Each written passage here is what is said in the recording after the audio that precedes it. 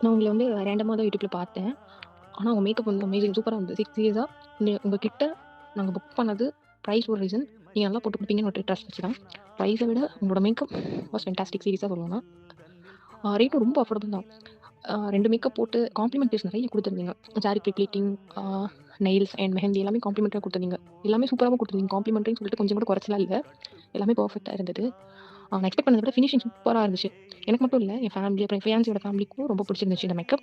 தென் ரொம்ப சட்டிலா என் ஸ்கின் டோன்க்கு ஏத்த மாரி என்னோட எக்ஸ்பெக்டேஷன்லாம் தாண்டி ரொம்பவே அழகா இருந்துச்சு. எனக்கு ஸ்கின் ப்ராப்ளம் இருக்கிறதுனால நான் பயந்தேன் ரொம்ப. பட் எந்த ஸ்கின் இரிட்டேஷனோ எதுவுமே எனக்கு வந்து அலர்ஜியோ ஆகவே இல்ல. ஹேர் ஸ்டைல் வந்து ரொம்ப சூப்பர்பா இருந்தது.